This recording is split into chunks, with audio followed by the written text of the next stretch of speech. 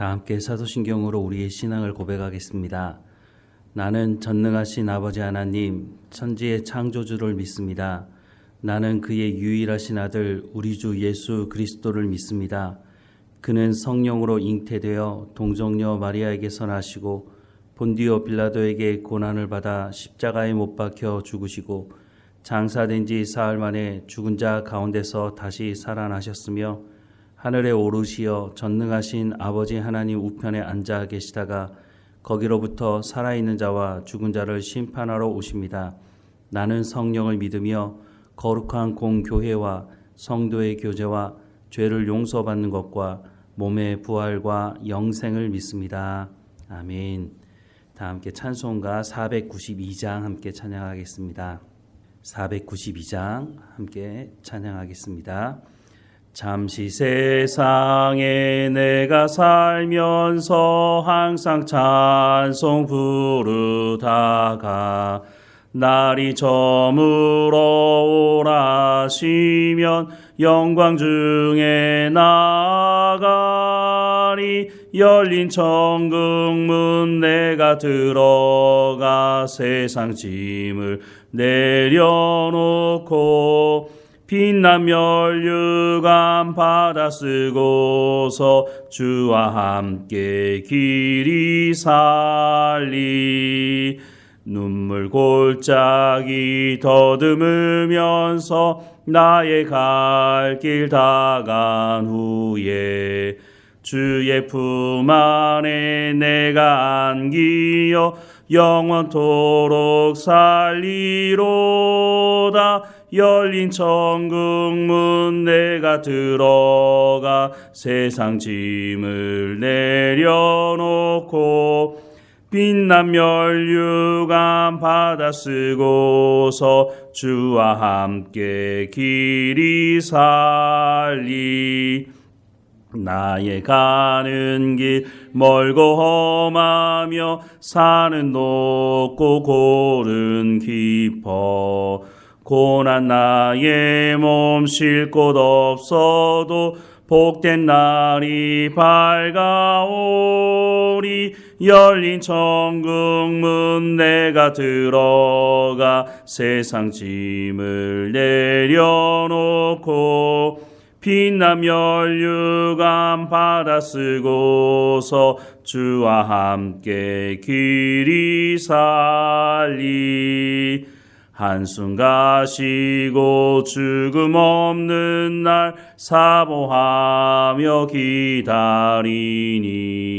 내가 그리던 주를 배울 때 나의 기쁨 넘치리라.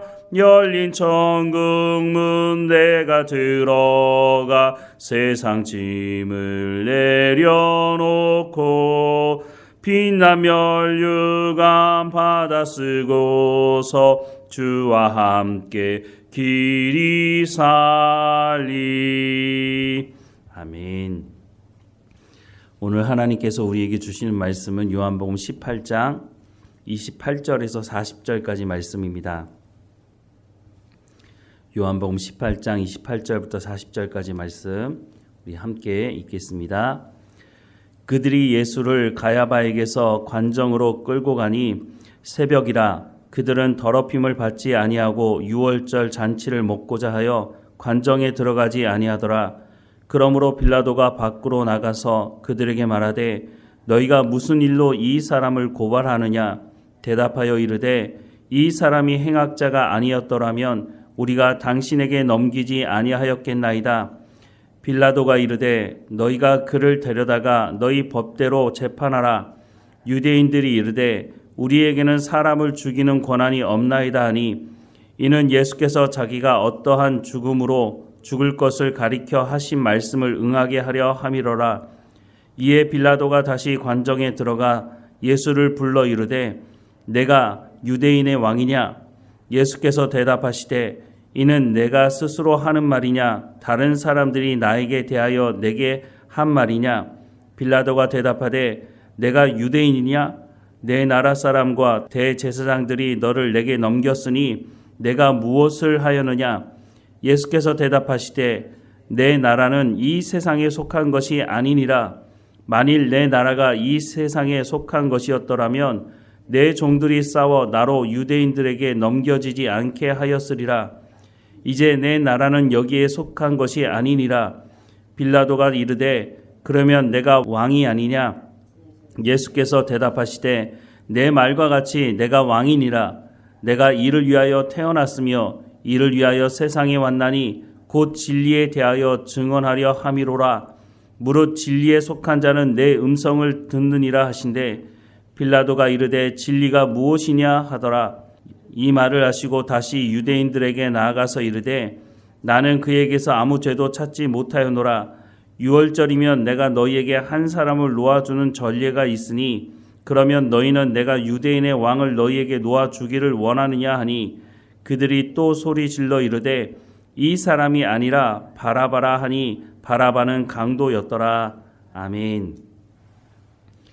로마의 총독으로 유대에 와 있는 빌라도는 평소에는 가이사랴 빌립보에서 머물다가 유월절과 같은 이런 큰 절기가 있을 때는 예루살렘에 와 있었습니다.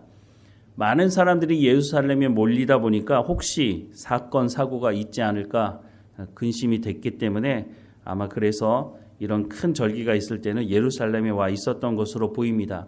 이 빌라도에 대해서 어떤 사람인지 기록한 기록이 있는데 필로나 요세푸스라고 하는 사람이 기록한 내용을 보면 빌라도는 유대인들을 상당히 싫어하고 적대감을 가지고 있었던 사람이었다고 말하고 있습니다. 특별히 황제의 초상이 새겨진 휘장을 사용하거나 빌라도와 황제의 이름이 새겨진 방패를 걸어둠으로 인해서 유대인들에게 좋지 못한 감정을 가지도록 했다고 합니다.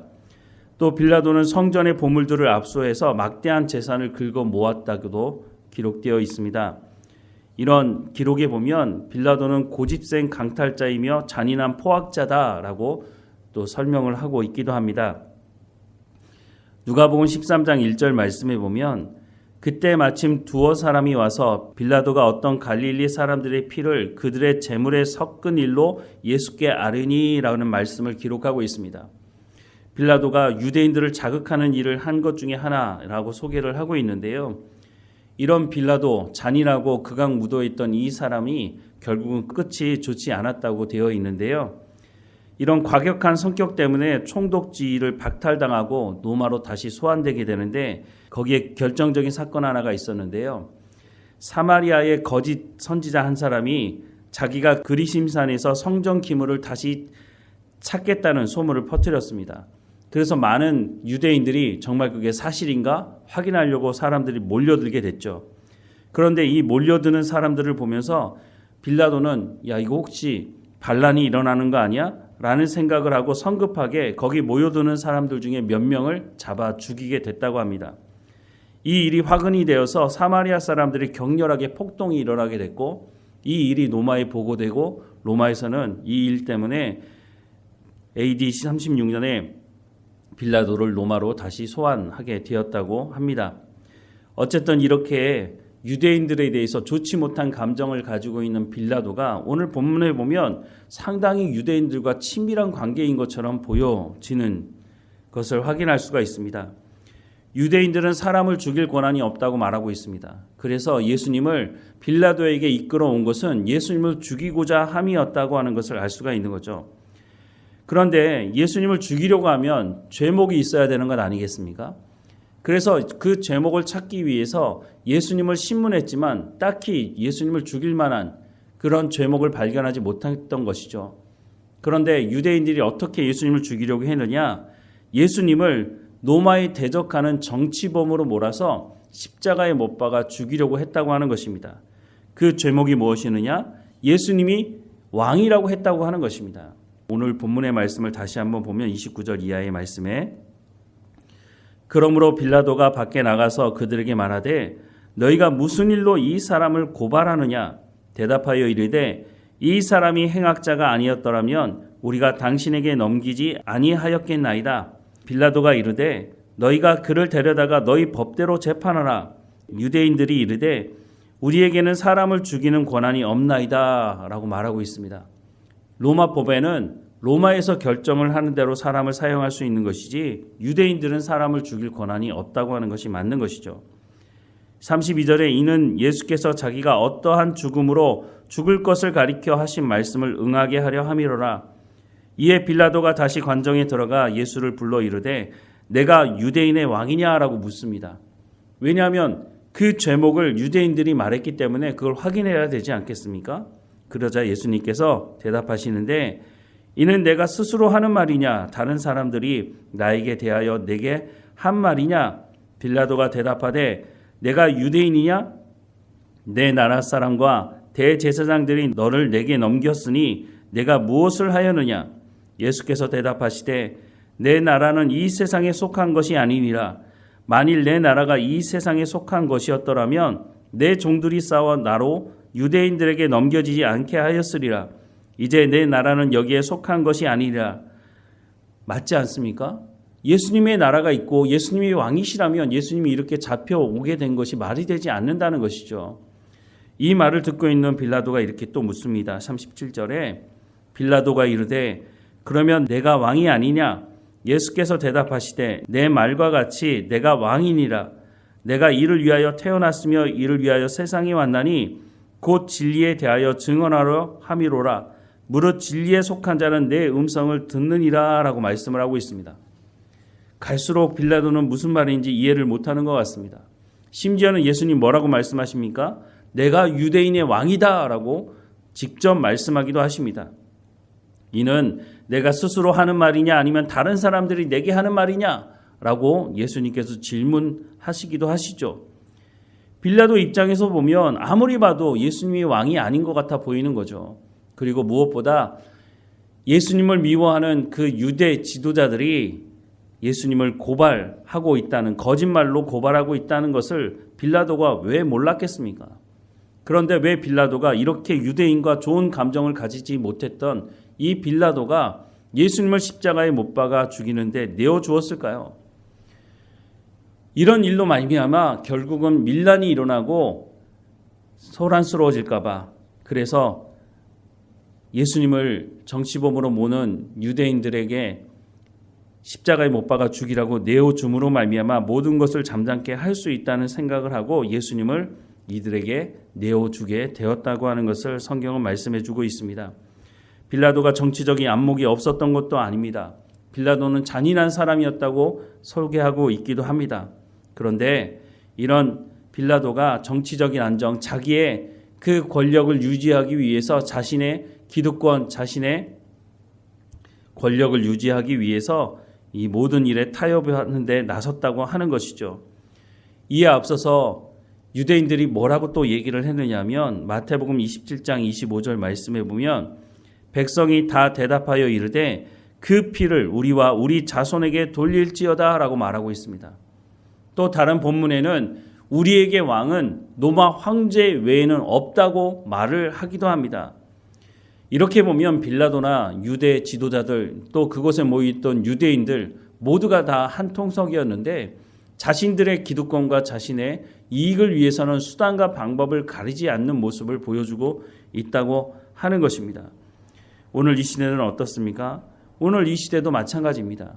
자신의 기득권과 자신의 이익을 위해서는 수단과 방법을 가리지 않는 세상 사람들뿐만 아니라 교회 안에 들어와 있는, 그것도 무엇보다 거짓 목사들을 보면 예수님 이름을 팔아먹고 자신의 기득권을 지키기 위해서 수단과 방법을 가리지 않은 그런 사람들이 적지 않은 것을 보게 됩니다. 우리가 이런 시대 속에서 어떻게 이 시대를 분별할 수가 있을까요? 세상 지식으로는 우리가 성공하고 출세하는 것이 가장 좋은 지혜라고 말하지만 성경은 낮은 자리에서 많은 사람들의 생명을 살리는 자리 가운데 나아가라고 말씀하고 있습니다. 그러니 하나님 말씀에 순종하는 사람들이 세상에 살아가면서 충돌이 일어날 수밖에 없다고 하는 것이죠. 예수님의 죄목, 유대인들이 말하고 빌라도가 내어주면서 그 예수님의 십자가 위에 유대인의 왕이라고 적었던 그것이 예수님의 정말 죄목이 될 수 있을까요?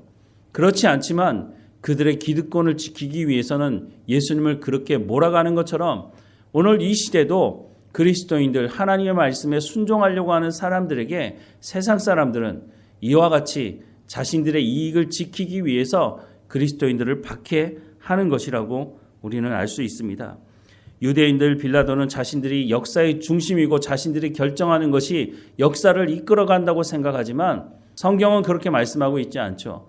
하나님의 역사의 주관자라고 말씀하고 있습니다.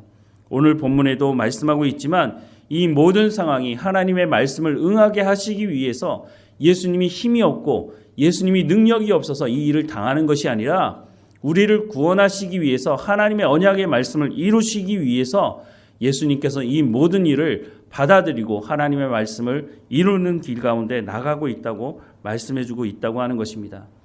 오늘 본문의 말씀만 보면 빌라도가 역사의 주관자구나, 유대인들이 요구하는 대로 되는 것을 보니까 유대인 뜻대로 역사가 이루어지는구나 라고 생각할지 모르지만 그렇지 않다고 하는 것을 성경은 분명히 우리 가운데 말씀해주고 있습니다.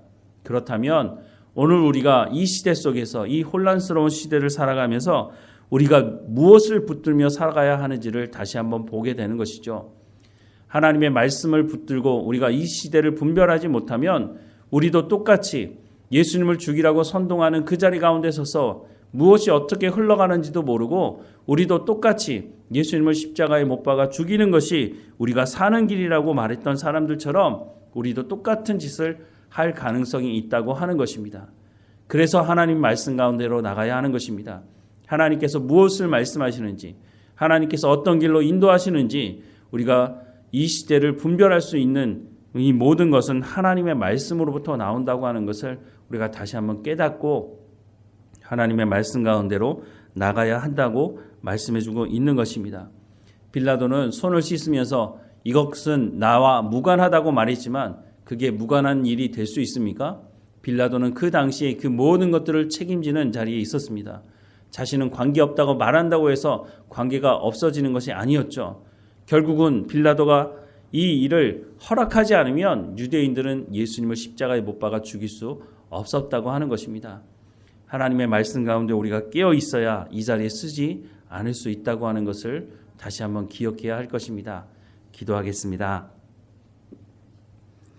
사랑하는 하나님, 하나님의 말씀으로 우리가 새로워지게 하시고 이 시대를 분별하며 하나님이 기뻐하시는 산 제사를 드리는 거룩한 삶을 살아가는 우리의 삶이 될 수 있도록 은혜를 허락해 주옵소서. 세상이 혼란스럽습니다. 거짓 목사들이 나와 거짓 선지자들이 나와서 평안하다, 아무 일이 없을 것이다 라고 선동했던 그때가 지금이 아닌가 하는 생각을 하게 됩니다. 하나님의 말씀에 더 귀를 기울이게 하셔서 우리가 하나님 말씀에 순종함으로 하나님의 인도하심이 무엇인지를 따라 순종하며 살아갈 수 있도록 인도해 주옵소서. 세상의 말에 귀를 기울이지 않게 하시고 하나님의 인도하심을 쫓아 살아가게 하셔서 하나님의 영광이 드러나는 삶을 살아갈 수 있도록 인도해 주옵소서. 이 시대에 많은 사람들이 예수 믿는 사람들을 향해서 손가락질하는 시대를 살아가고 있습니다. 하나님, 더욱 깨어있는 우리가 더욱 소금과 빛의 역할을 감당하는 삶을 살아갈 때가 이때가 아닌가 하는 생각을 하게 됩니다. 우리가 어떻게 이 시대를 분별하며 살아갈 수 있겠습니까? 성령의 충만함으로 하나님의 말씀 진리 가운데로 우리를 인도하셔서 그 진리의 약속의 말씀을 붙들고 살아가는 삶이 될 수 있도록 하나님 인도해 주옵소서. 세상이 어두울수록 전도가 되지 않고 복음 전하기 힘들다고 말하는 시대라고 말하지만 이때가 더욱 복음을 증거할 수 있는 그 어두운 가운데 빛을 더 발할 수 있는 이런 때가 아닌가 하는 생각을 합니다. 그래서 우리가 더욱 깨어 있어서 하나님의 말씀에 순종하는 믿음의 삶을 살아갈 수 있도록 하나님 우리를 붙드시고 인도해 주옵소서. 우리의 입술과 우리의 손과 발을 통해서 하나님의 복음이 흘러갈 수 있도록 은혜를 허락해 주옵소서. 오늘도 어느 곳에 있든지 하나님 우리를 인도하실 하나님께 감사드리고 예수님의 이름으로 기도드립니다. 아멘. 하늘에 계신 우리 아버지, 아버지의 이름을 거룩하게 하시며 아버지의 나라가 오게 하시며 아버지의 뜻이 하늘에서와 같이 땅에서도 이루어지게 하소서. 오늘 우리에게 일용할 양식을 주시고 우리가 우리에게 잘못한 사람을 용서하여 준 것 같이 우리 죄를 용서하여 주시고 우리를 시험에 빠지지 않게 하시고 악에서 구하소서. 나라와 권능과 영광이 영원히 아버지의 것입니다. 아멘.